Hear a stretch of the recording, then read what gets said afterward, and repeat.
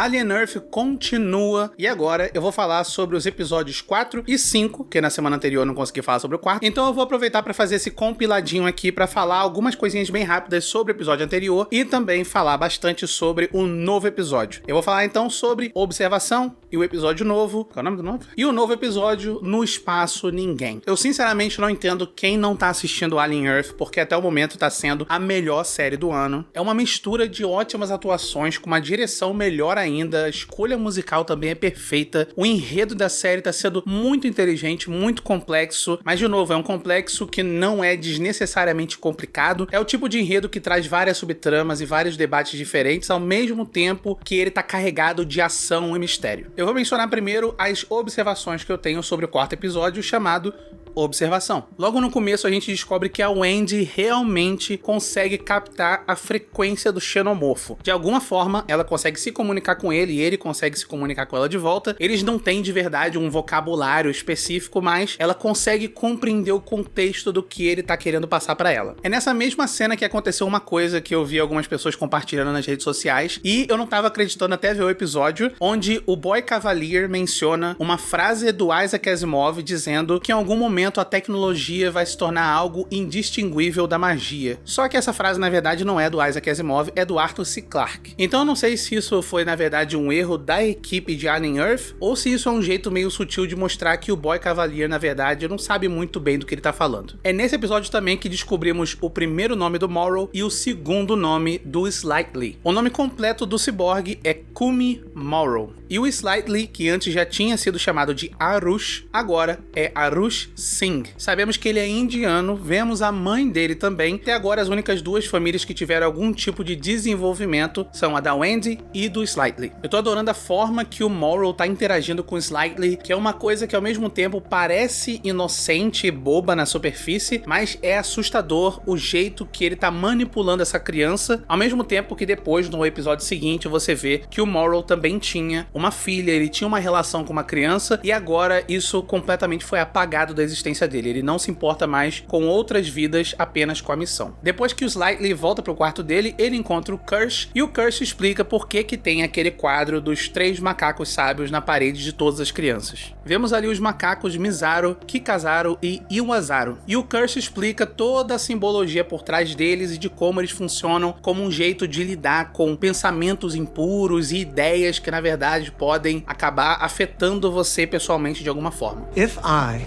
hurt or caused others to be hurt, would you do something to stop me, or would you look the other way? E como eu mencionei, o enredo tá cada vez melhor. Nesse episódio tem uma cena ali com os dois doutores, o Arthur e a Dami, que são também um casal, e eles estão debatendo ali a moralidade da ciência. Eles estão começando a questionar se na verdade eles estão trabalhando para a evolução da humanidade, para salvar o ser humano de alguma forma, de alguma doença, ou se tecnicamente eles só estão executando um monte de crianças. Esse pra mim foi o ponto alto do quarto episódio, como ele debateu diretamente essas questões éticas sobre identidade.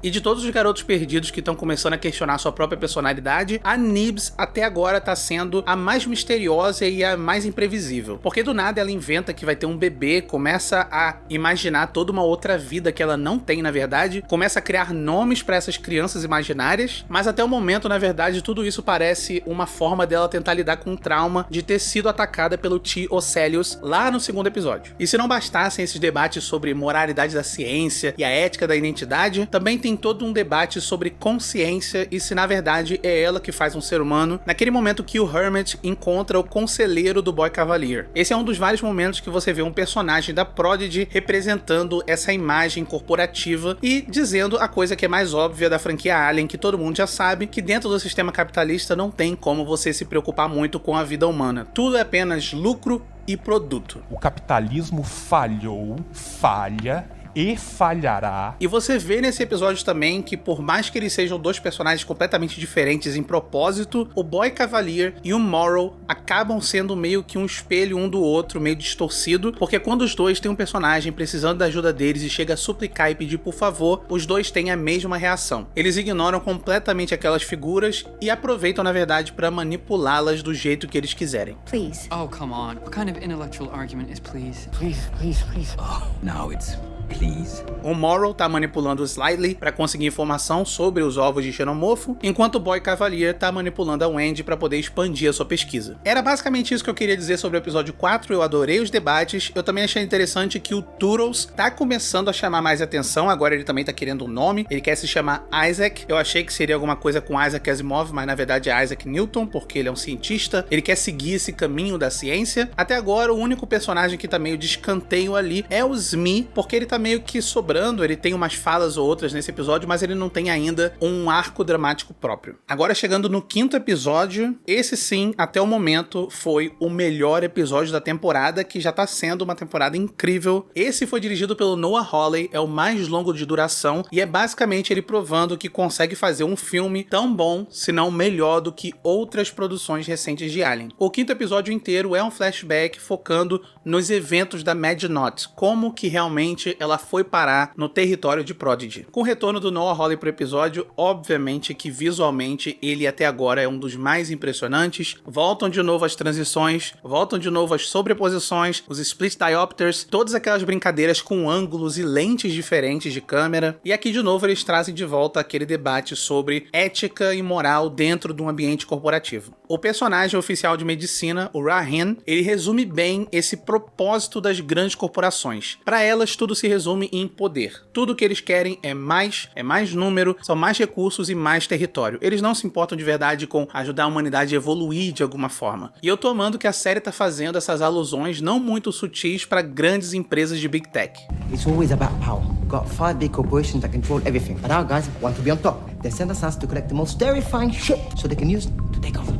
É nesse episódio que nós vemos pela primeira vez a filha do Morrow. Ela se chama Stelly. E durante uma sequência ali com o Morrow lendo algumas cartas que ele tem guardadas, você sabe muita informação sobre a filha dele. A primeira delas é uma carta de quando ela era bem pequenininha ainda, dizendo que ela teve um pesadelo sonhando que a nave espacial do pai dela passou voando pela Lua. Já a segunda carta é um pouco mais específica e detalhada e se passa alguns anos depois, com a filha dele falando como ela tá na verdade pensando em ir para uma faculdade da Terra e não para uma faculdade das colônias da Weyland-Yutani. Dá pra ver também por essa carta que, como o Morrow trabalha pra Weyland-Yutani e ele tá nessa missão de mais de 60 anos, eles obviamente estão vigiando a filha dele e, claro que eles não estão cuidando dela, né? Eles só estão apenas supervisionando pra ver se ele vai realizar a missão dele no espaço, porque se de repente ele desistir ou alguma coisa acontecer com ele, eles podem manipulá-lo utilizando a filha dele de alguma forma. E aí vem a terceira carta, que na verdade não foi escrito por ela, mas é sobre a filha dele, que é não só a carta mais chocante, mas também é que explica toda a motivação e o comportamento do Morrow ao longo dos episódios. Essa terceira carta é da Weyland-Yutani, mandada pro Morrow, dizendo que a filha dele, aos 19 anos, faleceu em um incêndio que destruiu toda a sua casa no dia 12 de abril. E ali é dito que todos os pertences dela vão ser devolvidos para ele quando ele terminar a missão, só daqui a 53 anos. Então todas aquelas teorias de que talvez ele fosse encontrar a filha mais velha, igual acontece em Interestelar, eu acho que foram por água abaixo, mas ainda assim não dá pra confiar na Weyland-Yutani, considerando tudo que ela já fez na franquia Alien. Então eu não sei se na verdade de repente isso tenha sido um jeito da empresa manipular o Morrow pra continuar na missão, ao invés de sentir saudade de casa. Naquela segunda carta dela, onde ela fala que tá pensando em ir pra Harvard, ela menciona uma amiga chamada Cody. Tirando essa menção na carta, não tem nenhuma outra menção a essa tal de Cody, e a Stelly também é um nome que não foi mencionado antes, mas considerando que até agora não sabemos os nomes verdadeiros de todas as crianças dos Garotos Perdidos, vai que de repente a Prodigy ou até a própria Weyland-Yutani já estivessem fazendo esse tipo de trabalho sujo de capturar crianças e fazerem experimentos nelas para tentar transformá-las em híbridos. Até agora só sabemos o nome de duas crianças, a Wendy, que na verdade se chama Marcy, e o Slightly, que é o Arush Singh. Nenhuma das outras crianças até agora tem o nome confirmado, a origem, mais nada. Só sabemos o nome de garoto perdido deles. É nesse episódio que descobrimos também, finalmente, quem foi que sabotou a Mad Not. Foi o engenheiro da nave, o Petrovich. E ele sabotou a missão exatamente como um favor pro Boy Cavalier. O que deixa claro que o garoto gênio, na verdade, não ficou nem um pouco surpreso que a nave caiu no seu território. Esse era o plano dele o tempo inteiro. E lá no finalzinho do episódio, você vê a única cena que na verdade se passa no futuro, após os eventos do 4º episódio, com Morrow finalmente visitando a Weyland Yutani para falar com a neta Yutani sobre a missão dele. Então realmente dá a entender que ele só pensa na missão e ele tá focado em ajudar a Yutani, porque também de algum jeito ele tem uma conexão muito forte com a avó dela. Mas a gente passou esse tempo todo sem falar exatamente das criaturas. Nós podemos ver nesse 5º episódio que alguns dos alienígenas são mais inteligentes do que eles parecem. Deu pra ver no episódio anterior já que o Tio Celius consegue entender o contexto em volta dele e ele tá esperando, planejando pra atacar de alguma forma. Sem contar que no 5º episódio ele consegue planejar a própria fuga daquele container onde ele estava preso. E ele não é o único alien que consegue sair do próprio container. A mesma coisa acontece com aquele parasitazinho sanguessuga que consegue abrir a tranca do local onde ele tá preso. Mas a grande parte que todo mundo tava esperando era o xenomorfo. E a gente vê o xenomorfo não só correndo atrás de todo mundo, temos muito mais sequências dele em ação, como também temos a primeira interação entre o xenomorfo e outro alienígena. Temos o primeiro embate entre o Tio Celius contra o xenomorfo. A cena é maravilhosa, é muito bem dirigida, e eu notei que algumas pessoas disseram que esse 5º episódio funciona basicamente como um filme de Alien isolado, porque ele parece tentar replicar bastante da atmosfera do filme clássico do Ridley Scott com a ação do filme do James Cameron. E eu arrisco dizer que depois dos 2 primeiros filmes, esse pra mim é o melhor filme da franquia de Alien de forma geral. Nossa, mas você falou mal de Alien Romulus porque Alien Romulus faz muita referência aos filmes anteriores. Eu mantenho minha crítica porque eu acho que Alien Romulus foi um filme que não só usou a ambientação, mas também usou pontos da trama, tentou replicar alguns personagens, tentou basicamente fazer um remake do filme original. Enquanto esse aqui, ele usa a ambientação, mas toda a história é diferente, todos os personagens são diferentes. Amei esse episódio, até agora foi o melhor episódio do ano de qualquer série que eu já assisti e provavelmente uma das melhores coisas já feitas na franquia de Alien. Eu tô muito ansioso pra ver o que vai acontecer ainda, a gente já passou da metade dos episódios, vão ser só 8, e o da semana que vem já liberou o teaser e já dá pra ver muita coisa interessante nele. Dá pra ver ali aquele inseto alado que ainda não sabemos a habilidade especial. Também dá pra ver a Wendy se comunicando ainda mais com o xenomorfo, mas de um jeito bem mais específico. Tem uma tomada bem rápida mostrando que eles vão fazer algum tipo de teste na Nibs depois dela tentar atacar a doutora. Num outro momento, a Wendy diz que talvez ela não queira sair daquele lugar. Então parece que ela tá criando algum tipo de relação simbiótica de mutualismo ali com a criatura, onde talvez os dois se beneficiem de alguma forma. E é nesse mesmo teaser que a gente vê o Morrow falando com alguém, provavelmente uma das crianças, só que você percebe que um lado do rosto dele tá deformado, talvez seja o lado cibernético dele. Então é isso, é muita teoria, muita coisa acontecendo, eu tô amando Alien Earth, eu quero debater com vocês também. Deixa aí nos comentários o que você tá achando da série, se você acha que eu esqueci de mencionar alguma coisa que ficou meio nebulosa, que você não entendeu muito bem, pra gente poder explicar aqui. Em breve vão ter mais vídeos de Alien Earth, pra você não perder nada disso, curte esse vídeo, se inscreve no canal e vire membro do primeiro Contato Sci-Fi. Até a próxima,